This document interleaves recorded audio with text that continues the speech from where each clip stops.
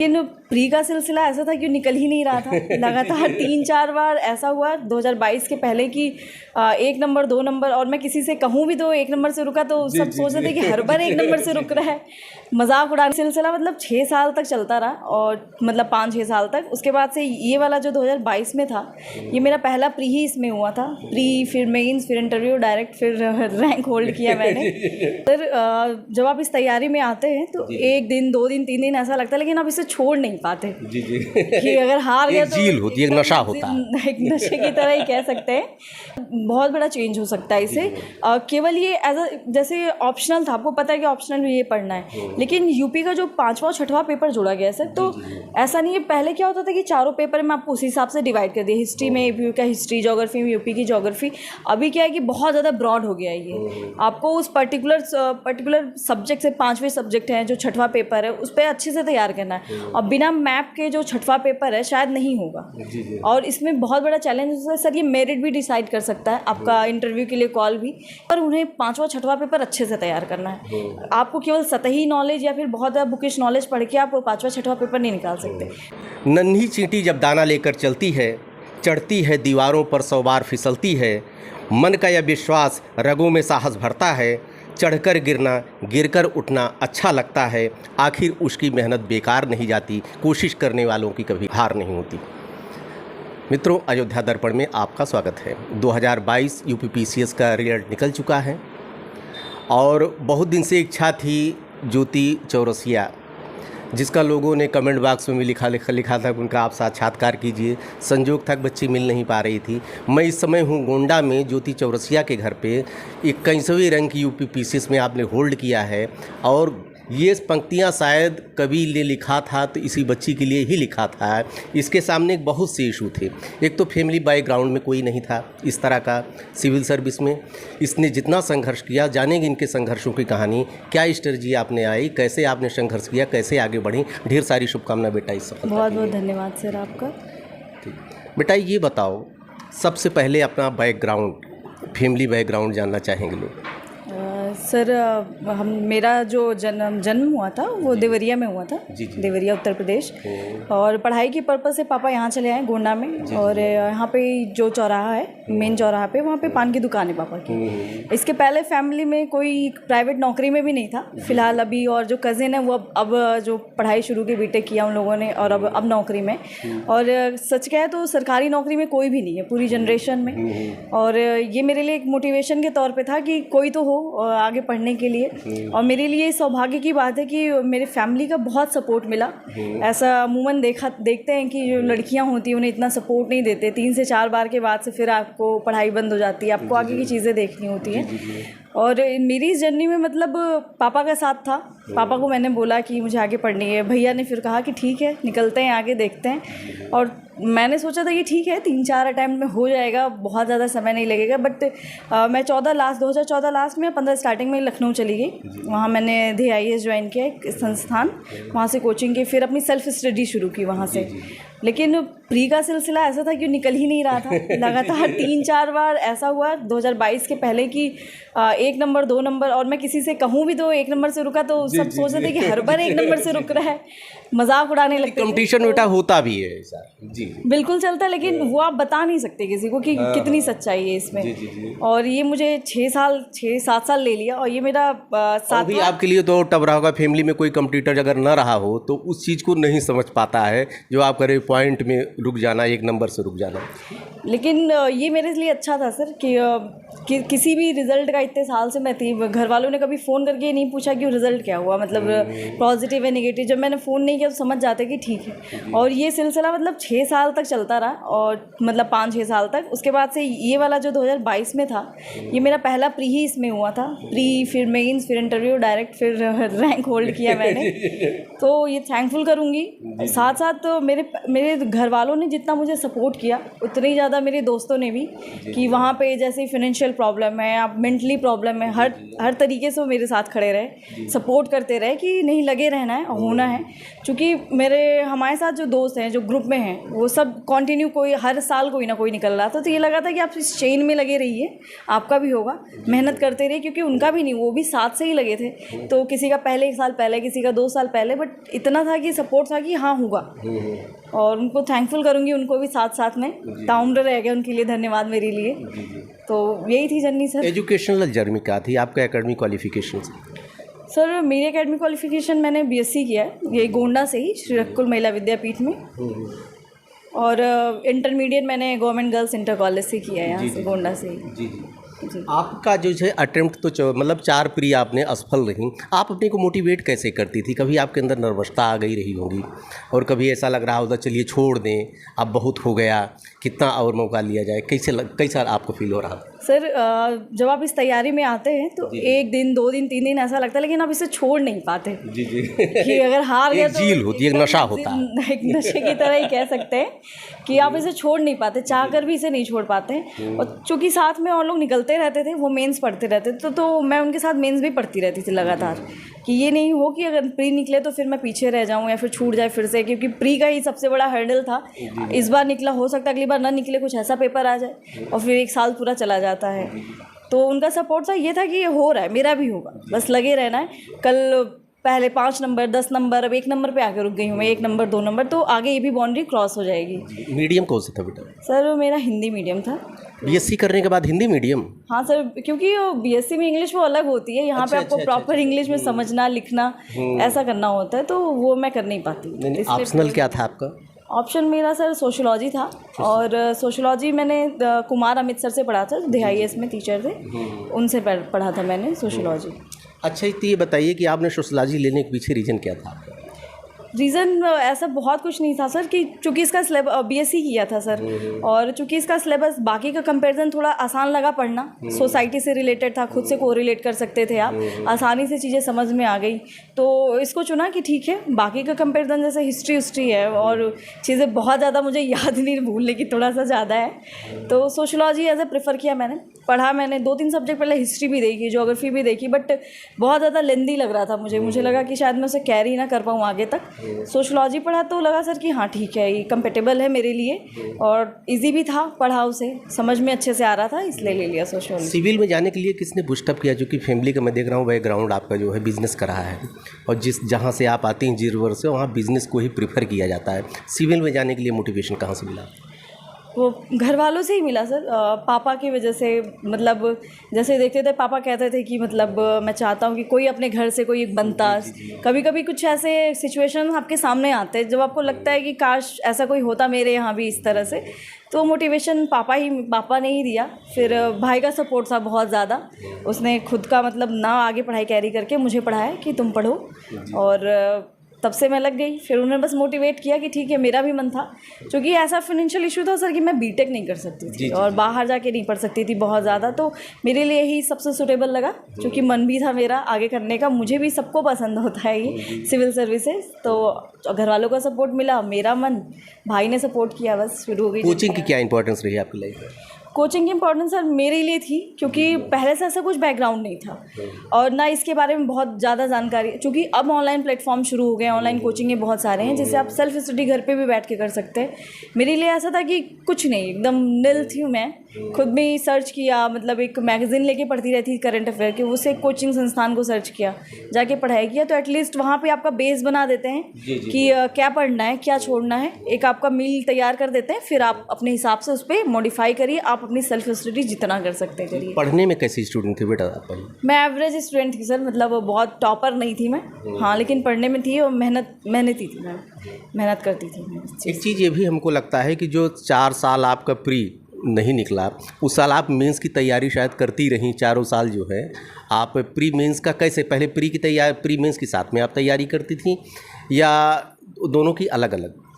Sir अलग अलग थोड़ा मुश्किल हो जाता है। जैसे 1 साल की जर्नी है पूरी, आप प्री मतलब 1 साल भी पढ़ के, कभी कभी होता है कि 1 साल भी पढ़ के आप नहीं निकाल पाते प्री, और 3 महीने 4 महीने या 6 महीने लगभग दे के भी आप अच्छे से निकाल लेते हैं। तो उस जर्नी में मतलब ड्यूरेशन बटा हुआ था कि जैसे 7 वालों का था सर, प्री पढ़ते थे, जैसे मेरा प्री नहीं हुआ इन केस, तो जैसे वो मेंस पे लगते थे उनको एक कट ऑफ का आइडिया हो जाता था पिछले साल का देख के कि इतनी कट ऑफ जानी है, इतनी जाती है, इतनी हो जाएगा। तो जब वो लोग मेंस पढ़ते थे तो मैं उनके साथ अपना मेंस कंटिन्यू रखती थी, बिना ये सोचे कि अरे प्री निकला फिर से प्री पे लग जा रहा। तो जो 3 महीने 4 महीने मेंस के लिए लोग पढ़ते थे, जो भी समय मिलता था उस ड्यूरेशन में मेंस में उनके साथ ही पढ़ती थी। जो सिलेबस होता है, सबसे पहला इंपॉर्टेंट है सिलेबस, उस सिलेबस को ख़त्म करती थी। नोट्स सारे मैंने बनाए उस ड्यूरेशन में जब मेरा प्री नहीं होता था। उसके बाद से सर फिर से मैं प्रॉपर जैसे 3-4 महीने ख़त्म हुए, नोट्स वोट्स मेक कर लिए, प्री पढ़ना शुरू कर देती थी। फिर टाइम क्या होता था कि प्री के लिए थोड़ा ज़्यादा कर देती थी और मेंस के लिए 2-2.5 घंटे या 3 घंटे बस। प्री, मेंस और इंटरव्यू 3 फेज़ होता है। 3 फेज़ों की स्ट्रेटजी कैसे बनाई थी, अलग अलग आप बताइए। लास्ट टाइम पे सर देखिए ऐसी कोई स्ट्रेटजी नहीं थी फिलहाल कि कैसा होगा, काफ़ी लंबा टाइम हो गया तो प्री की फिर मैंने क्या किया, लास्ट टाइम पे केवल प्री के लिए पढ़ा फिर मैंने, जो 2022 था। तो जो सबसे इम्पॉर्टेंट होता है प्रीवियस ईयर सर, केवल मैंने प्रीवियस ईयर के क्वेश्चन मतलब जैसे घटना चक्र वालों की आती है, यूथ की आती है, तो सब्जेक्ट वाइज वो आती है। तो पहले से ही चूँकि नोट्स बने थे, आपको बनाने की बहुत ज़रूरत नहीं। और इनका जो था सर कि प्रीवियस ईयर के क्वेश्चन जैसे पॉलिटी के, एक साथ पॉलिटी के दे दिए 91 से 10 साल 12 साल के, एक सब्जेक्ट वाइज सर कम से कम मैंने 5 से 6 बार उसको लगाया था आते हुए भी। फिर उसमें से जो है उसके शॉर्ट नोट्स बना लिए, बस उसी को रटा। उसमें मेन इंपॉर्टेंट था लूसेंट को भी ऐड किया। तो सर लास्ट ईयर जब मेरा हुआ तो सब बनाया रखा था, बस थोड़ी सी मेहनत ज़्यादा मैंने प्री पे की इस बार कि सारे प्रीवियस ईयर के एकदम जो होता है कि रट प्री आपके लिए सबसे बड़ी प्रॉब्लम थी सर। अच्छा बेटा, हमको लगता है कि प्री माइंडेड कुछ लोग होते भी हैं। हम प्री का जो मैंने देखा, जो सब ये जो होता है ऑब्जेक्टिव टाइप को, कुछ नेचर भी लोगों का होता है कि प्री उनका निकलना रहता है, मेंस भी लटकते हैं। हाँ सर बिल्कुल, मेरे साथ बहुत सारे ऐसे दोस्त हैं जिनका कोई प्री नहीं रुकता, लेकिन हाँ वो मेंस में भी अच्छे हैं। लेकिन हाँ कुछ सब कैटेगरी वाइज अपने अलग अलग है, जैसे मेरा प्री नहीं निकलता, किसी का मेंस नहीं निकलता। तो ये सब चीज़ें अपने पे डिपेंड होती हैं सर कि अब थोड़ा सा कहीं लैक हो रहा है, थोड़ा सा एनालाइज करने में दिक्कत हो रही है। फर्स्ट इंटरव्यू आपका, फर्स्ट सिलेक्शन आपका था, दोनों ही चीज़ें साथ में हुई। इंटरव्यू की तैयारी आपने कैसे की और कौन सा क्वेश्चन ऐसा था जिसने आपको असहज किया वहाँ पे? इंटरव्यू की तैयारी वहीं पे जो लखनऊ अलीगंज है, बहुत सारे कोचिंग संस्थान हैं, मॉक इंटरव्यू ज्वाइन किया वहाँ पे प्रैक्टिस के लिए। साथ में जो 2 सेलेक्ट हो चुके थे उन्होंने भी एक मॉक कंडक्ट, जिस लाइब्रेरी में मैं पढ़ती थी वहाँ पे भी उन लोगों ने जो सिलेक्टेड थे, आते थे अपना पढ़ने के लिए, उन लोगों ने भी वहाँ पे एक मॉक कंडक्ट कराया, उनके थोड़े एक्सपीरियंस कि उन्होंने कैसे कैसे क्वेश्चन पुट ऑन कर सकते हैं। तो ये था सर। और तैयारी के मतलब इंटरव्यू के लिए सर जो करंट मुद्दे उस समय चल रहे थे बस उससे आपको प्रिपेयर रहना था। और साथ में चूँकि अब ये भी हो गया था कि बहुत सारे ऐसे टेलीग्राम पे चैनल ज्वाइन हो गए थे जो मेंस इंटरव्यू दे रहे थे, तो जो अपना दे के आता था इंटरव्यू उस पर शेयर करता था कि ये क्वेश्चन पूछा गया, तो उस हिसाब से भी प्रिपेयर हो गए थे सारी चीज़ें। और इंटरव्यू का बोर्ड मेरा सर श्री राम जी मौर्य सर का था, बहुत ज़्यादा कोऑपरेटिव था वो बोर्ड, मतलब बिल्कुल भी मुझे असहज फील नहीं हुआ। एक क्वेश्चन था जैसे आपने पूछा कि किस में मैं असहज हुई, तो थोड़ा सा ये था कि वो सर जैसे सोशोलॉजी में एक वेबर की थ्योरी है, शक्ति और सत्ता का सिद्धांत, और चूँकि मेरा BSc में था फिजिक्स, तो उसमें भी शक्ति और पावर से रिलेटेड इस पर कुछ क्वेश्चन उन्होंने घुमा के पूछा। तो चूँकि वो इंग्लिश में पूछे, ऐसा नहीं इंग्लिश में समझ में नहीं आ रहा था कि उसको काफ़ी लंबा सेंटेंस में घुमा के पूछ रहे थे, तो थोड़ा मैं वहाँ असहज हो रही थी कि मैं उस पर रिप्लाई करती कि शक्ति ऐसी है, तो फिर वो फिजिक्स से रिलेट कर देते थे। तो बस यही एक ऐसा क्वेश्चन था, बाकी ऐसे कोई क्वेश्चन नहीं थे, मैं सब पे सहज थी। एक अब जब से वैकल्पिक विषय हटा दिया गया है, जब से 5-6 अलग से GS जोड़, हालांकि आप तो UPCS आपको देने नहीं, आपको मिल गया SDM, अब आप क्या, इससे क्या फ़र्क पड़ने वाला है आने वाले अपीयरेंस के लिए? सर बहुत बड़ा चेंज हो सकता है इससे। केवल ये एज अ जैसे ऑप्शनल था, आपको पता है कि ऑप्शनल में ये पढ़ना है, लेकिन यूपी का जो 5वां और 6वां पेपर जोड़ा गया है सर, तो ऐसा नहीं है। पहले क्या होता था कि चारों पेपर में आपको उसी हिसाब से डिवाइड कर दिया, हिस्ट्री में यूपी का हिस्ट्री, ज्योग्राफी में यूपी की ज्योग्राफी।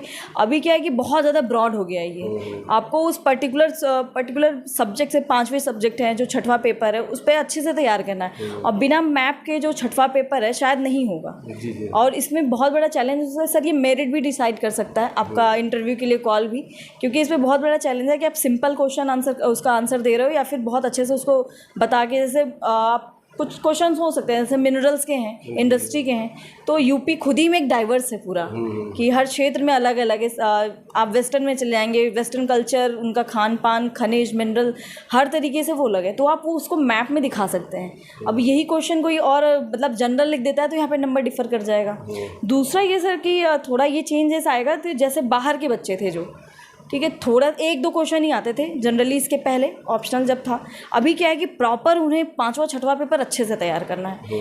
आपको केवल सतही नॉलेज या फिर बहुत ज़्यादा बुकिश नॉलेज पढ़ के आप 5वां 6वां पेपर नहीं निकाल सकते। तो थोड़ा सा ये यूपी के बच्चों के लिए अच्छा है। तो क्या आप मानती हैं कि जो नए और पुराने जितने पेरेंट्स तैयारी कर रहे हैं सबके लिए बराबर हो गया? बिल्कुल सर, बराबर हो गया, क्योंकि इसकी डिमांड भी बहुत पहले से हो रही थी कि ऑप्शनल, जैसे ह्यूमैनिटी के सब्जेक्ट थे वो नीचे होते जा रहे थे, उनसे सिलेक्शन ही बहुत कम हो रहे थे। और ऐसा है कि मतलब हिंदी मीडियम से भी कम हो रहे थे इसमें।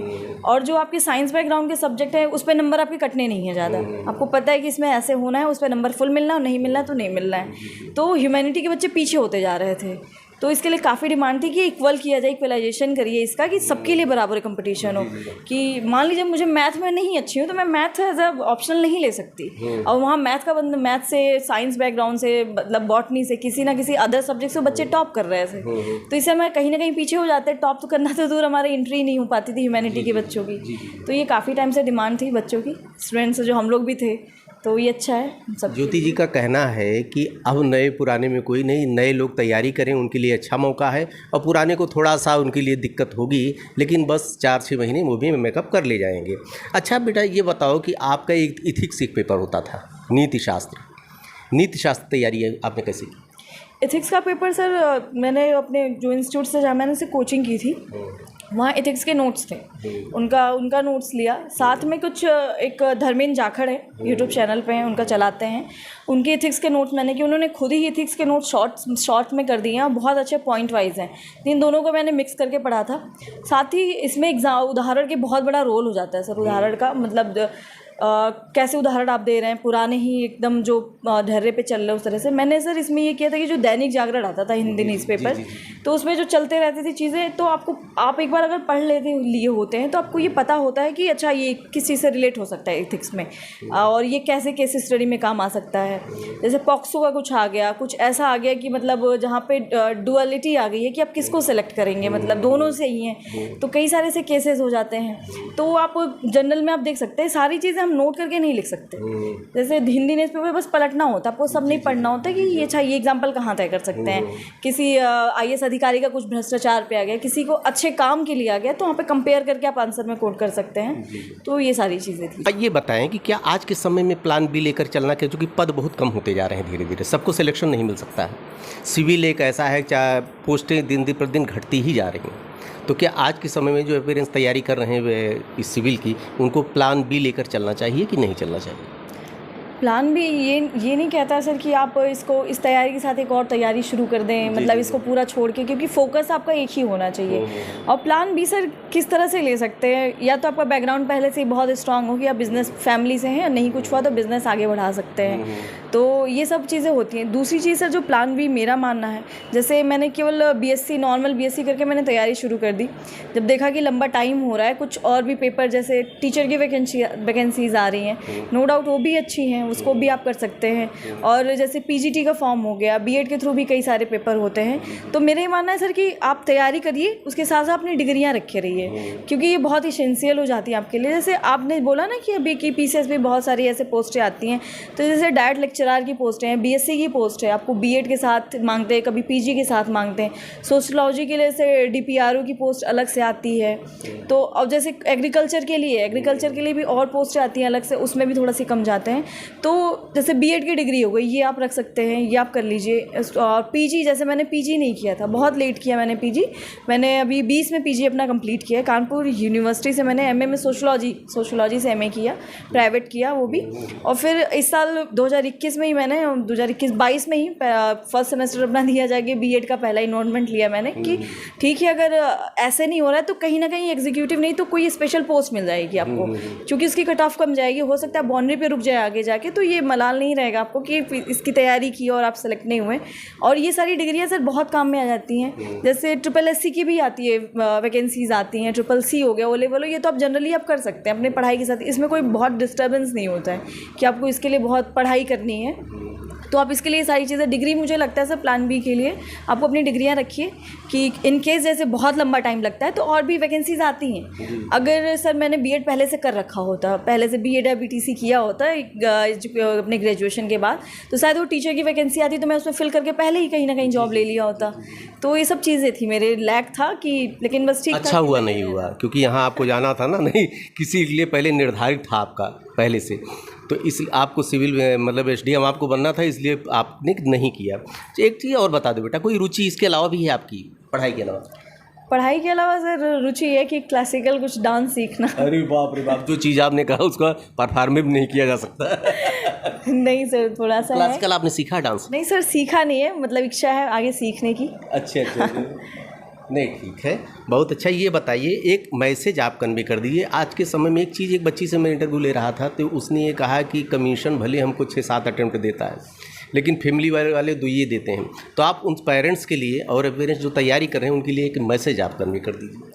मैसेज यही रहेगा सर, चूँकि इतने सारे एग्जाम्पल ही 2-3 साल में कोड होते जा रहे हैं। जैसे मेरी बैच में 39 का बैच है, 19 लड़कियां हैं, 19 लड़कियां एज SDM सेलेक्ट हुई हैं। आप IAS का भी जो रिज़ल्ट आया हमारा हाल ही में, उसमें देख लीजिए टॉपर में 3 लड़कियां स्टार्टिंग में, टॉप 10 में भी हैं। तो ये दिखाता है कि आप लगे रहिए। पेरेंट्स भी अब धीरे धीरे इनको ये भी पता चल गया है कि इन्हें भी पढ़ा सकते हैं, इन्हें भी आगे कन्वे कर सकते हैं, आगे ये भी बन सकती हैं।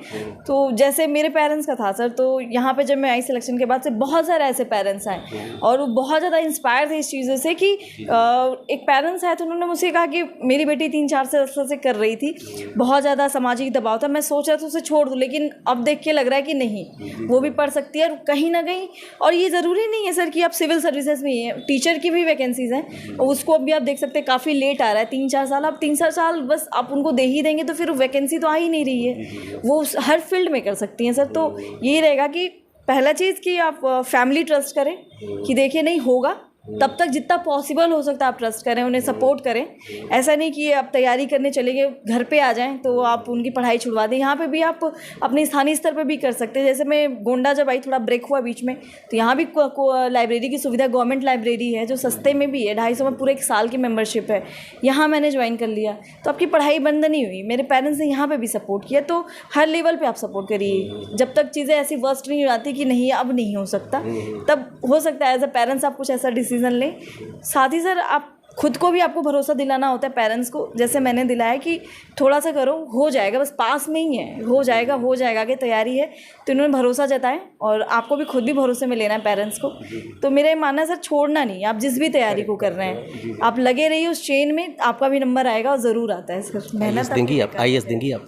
सर इस बार दिया था मैंने, प्री नहीं क्वालिफाई हुआ, लेकिन आगे है जो अटेम्प्ट बचे हैं उसमें देने के। ऐसे उसमें भी होगा 3-4, 2-3 नहीं होगा, उसके बाद धड़ाक से सीधे IAS बिटाप कर आओगी। सर मेहनत चाहिए उसके लिए, आप अगर प्रॉपर नहीं पढ़ रहे किसी के लिए तो कोई भी एग्जाम अगले साल हो जाएगा। अब आप काफ़ी अनुभवी हो गए। ये हैं ज्योति जी हैं, और इनसे काफ़ी कमेंट में आ रहा था कि उनका आप इंटरव्यू कीजिए। इनसे मिलना बड़ा मुश्किल था, अभी बाहर गई थी, बड़ी मुश्किल से अभी कांटेक्ट में आया, मुलाकात हो गई। ढेर सारी शुभकामनाएं बेटा, निरंतर अग्रसर होती जाइए आप। धन्यवाद।